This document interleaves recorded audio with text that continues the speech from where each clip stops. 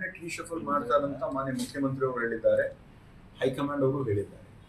So October ಅಲ್ಲಿ reshuffle definitely ಆಗ್ತದಂತ ಈ ಸಲ ಅವಕಾಶ ಸಿಗ್ತದೆ ಆ ತರದ ನಿರೀಕ್ಷೆ ನಾನು ನಿರೀಕ್ಷೆ ಅಂತೂ ಇಟ್ಟಿದ್ದೀನಿ. ನಾನು ಹೇಳಿದ್ದೀನಿ, ಮೊದಲು ಹೇಳಿದ್ದೀನಿ, 2018 ಕೂಡ ನಾನು ಆಕಾಂಕ್ಷಿ ಇದ್ದೆ. 2000 ಮತ್ತೆ ರೀಶಫಲ್ ಆದಾಗಲೂ ಕೂಡ ಆಕಾಂಕ್ಷಿ ಇದೆ. 2023 ಕೂಡ ಆಕಾಂಕ್ಷಿ ಇದೆ. ನಾನು ವಿರೋಧ ಪಕ್ಷದಲ್ಲಿದ್ದಾಗ ಮುಖ್ಯ ಸಚೇತಕರಾಗಿ ಕ್ಯಾಬಿನೆಟ್ ದರ್ಜೆಯಲ್ಲಿ ಕೆಲಸ ಮಾಡಿದ್ದೀನಿ.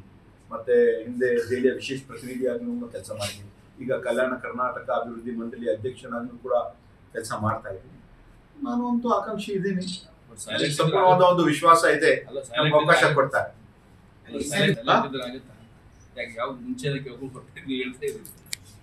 ನಮ್ದು ಫ್ಯಾಮಿಲಿದು ಇತಿಹಾಸ ಇದೆ.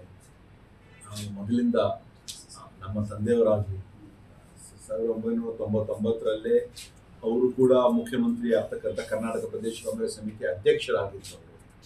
ಒಂದೇ ಮಾತ್ರದಲ್ಲಿ ಹೈಕಮಾಂಡ್ ಹೇಳಿದಾಗ ಅವರು KPCC ಪ್ರೆಸಿಡೆಂಟ್ ರಿಸೈನ್ ಮಾಡಬೇಕಂದ್ರೆ ರಿಸೈನ್ ಮಾಡಿದ್ರು. 3-4 ತಿಂಗಳ ಚುನಾವಣೆ ಇತ್ತು ಅವಾಗ ಅಂತ ಒಂದು ಸಂದರ್ಭದಲ್ಲೂ ಮುಂದೆ ಅವ್ರಿಗೆ 2004 ಅವ್ರಿಗೆ ಅವಕಾಶ ಸಿಕ್ತು. ಬಹುಶಃ ಹಿಂದೆ ನನಗೆ ತಪ್ಪಿರಬಹುದು, ಮುಂದೆ ಖಂಡಿತವಾಗಿ ಸಿಗ್ತದಂತ ಒಂದು ವಿಶ್ವಾಸ ಇದೆ. ನಿಮ್ಮಲ್ಲಿ ಏನ್ ಮಾಡೋದಂತ ಕೆಲವು ಸತಿ ರಾಜಕೀಯದಲ್ಲಿ ಏರ್ಪೇರು ಆಗ್ತಾ ಇರ್ತದೆ. ಈ ಬಾರಿ ಖಂಡಿತವಾಗಿ ನನಗೆ ಅವಕಾಶ ಸಿಗ್ತದಂತ ಸಂಪೂರ್ಣವಾದ ಒಂದು ವಿಶ್ವಾಸ ಇದೆ, ಭರವಸೆಯನ್ನು ನೀಡಿದ್ದಾರೆ. ಸಿಎಂ ಬದಲಾವಣೆ ಬಗ್ಗೆ ಅವ್ರು ಹೇಳಿದ್ದಾರೆ, ಈಗ ಸದ್ಯಕ್ಕಂತೂ ಸಿಎಂ ಸೀಟ್ ಕುರ್ಚಿ ಖಾಲಿ ಇಲ್ಲ, ಪ್ರಶ್ನೆನೇ ಬರಲ್ಲ. ಮಾಧ್ಯಮದವರು ಕೇಳಿದಾಗ ಸಿಎಂ ಕುರ್ಚಿ ಖಾಲಿ ಇಲ್ಲ, ನಾನೇ ಸಿಎಂ ಅಲ್ಲ, ಯಾವಾಗ ತನಕ ಸಿಎಂ ಆಗ್ತೀರ ಅಂತ ಹೇಳಿದ್ರೆ ಪೂರ್ತಿ 5 ವರ್ಷ ನಾನು ಸಿಎಂ ಆಗ್ತೀನಿ. ಯಾರಾದ್ರೂ ಇವಾಗ ಜನ ಆಶೀರ್ವಾದ ಮಾಡಿದ ನಂತರ ಸಿಎಂ ಆದ್ರೆ 5 ವರ್ಷಕ್ಕೆ, ಇವಾಗ ಶಾಸಕರಿಗೆ ಆಶೀರ್ವಾದ ಮಾಡಿದ್ರೆ 5 ವರ್ಷಕ್ಕೆ ತನಕ ಕೆಳಗೆ ಹೋಗ್ತಾರೆ, ಕೆಳಕ್ಕೆ ಹೋಗಲ್ಲ. ಸಿಎಂ ಅವರು ಕೂಡ ಇವತ್ತು ದಿವಸ ಅವ್ರು ಏನ್ ಹೇಳಿದ್ದಾರೆ, ನಾನೇ ಮುಖ್ಯಮಂತ್ರಿ ಇದ್ದೀನಿ, ನಾನು ಹೈಕಮಾಂಡ್ ಏನ್ ಹೇಳ್ತಾರೆ ಅವ್ರಿಗೆ ನಾನು ಬದ್ಧವಾಗಿದ್ದೀನಿ. ಅವ್ರು ಏನ್ ತೀರ್ಮಾನ ತಗೊಳ್ತಾರೆ ಮುಂದೆ ಇರ್ತಕ್ಕಂಥ ದಿನಗಳಲ್ಲಿ ಹೈಕಮಾಂಡ್ ಏನ್ ತೀರ್ಮಾನ ತಗೊಳ್ತಾರೆ ಅದಕ್ಕೆ ನಾನು ಬದ್ಧನಾಗಿದ್ದೀನಿ ಅಂತ ಅವ್ರು ಹೇಳಿದ್ದಾರೆ. ಸೊ ಮುಂದೆ ಆತರ ಏನಾದ್ರೂ ಒಂದು ಸಂದರ್ಭ ಬಂದ್ರೆ ಅವರು ನೋಡ್ತಾರೆ.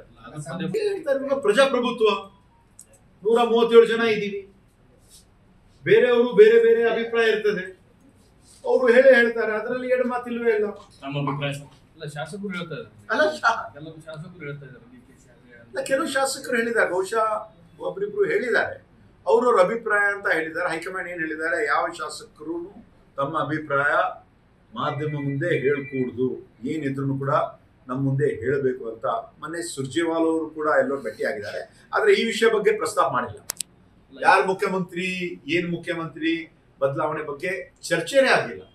ಅವರು ಕೇಳಿದ್ದು ನಮ್ಗೆ ಗ್ಯಾರಂಟಿ ನಿಮ್ಮ ತಾಲೂಕುಗಳಲ್ಲಿ ನಿಮ್ಮ ಜಿಲ್ಲೆಯಲ್ಲಿ ಯಾವ ರೀತಿಯಿಂದ ನಡೀತಾ ಇದೆ, ಅಭಿವೃದ್ಧಿ ಕೆಲಸ ಹೆಂಗ್ ನಡೀತಾ ಇದೆ, ಮತ್ತೆ ಏನೇನ್ ಮಾಡ್ತಾರೆ, ನಿಮ್ಮ ಕಾಂಗ್ರೆಸ್ ಪಕ್ಷದ ಕಚೇರಿ ತಾಲೂಕು ಮಟ್ಟದಲ್ಲಿ ಆಗ್ಲಿ ಜಿಲ್ಲಾ ಮಟ್ಟದಲ್ಲಿ ಏನ್ ನಡೀತಾ ಇದೆ ಅಂತ ಸಂಘಟನೆಗೋಸ್ಕರ. ಯಾಕಂದ್ರೆ ನಾವು ಅಧಿಕಾರಕ್ಕೆ ಬಂದು ಸುಮಾರು 27 ವರ್ಷ ಆಗಿದೆ, 25 ತಿಂಗಳು ಆಗಿದೆ.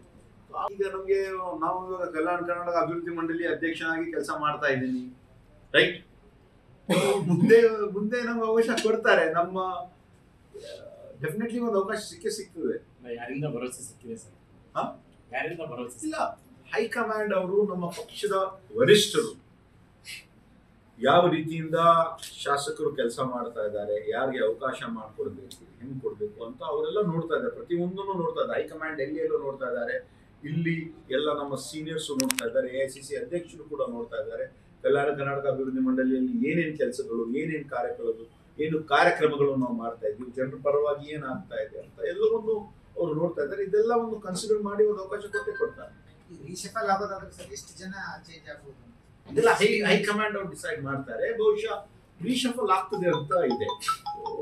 ಎಷ್ಟು ಜನ ತಗೊಳ್ಬೇಕು, ಯಾವ ಪೋರ್ಟ್ಫೋಲಿಯೋ ಯಾರು ಕೊಡ್ಬೇಕು ಅಂತ ಅದು ಕೊನೆ ಹಂತದಲ್ಲಿ ತೀರ್ಮಾನ ಆಗ್ತದೆ. ನಾವು ನಮ್ಮ ತಂದೆಯವರು ಮುಖ್ಯಮಂತ್ರಿ ಇದ್ದಾಗಲೂ ಕೂಡ ಬಹಳ ಸಮೀಪದಿಂದ ನಾವು ನೋಡಿದ್ದೇವೆ. ಒಂದೇ ಸತಿ ಆಗ್ಲಿ ಒಂದೇ ಹಂತದಲ್ಲಿ ಒಂದು ಕನ್ಸೆನ್ಸಸ್ ಬೇಕಾಗ್ತದೆ, ಎಲ್ಲರೂ ಒಂದು ಒಪ್ಪಿಗೆ ಬೇಕಾಗ್ತದೆ. ಆ ಒಂದು ಸಂದರ್ಭದಲ್ಲಿ ಎಷ್ಟು ಜನ ತಗೊಳ್ಬೇಕು ಮಾಡಬೇಕು ಅವ್ರು ಬಿಟ್ಟಿದ್ದಾರೆ. ನ್ಯೂಸ್ ಫಸ್ಟ್ ನಿರ್ಭೀತಿಯಿಂದ ನಿಮ್ಮ ಪರವಾಗಿ.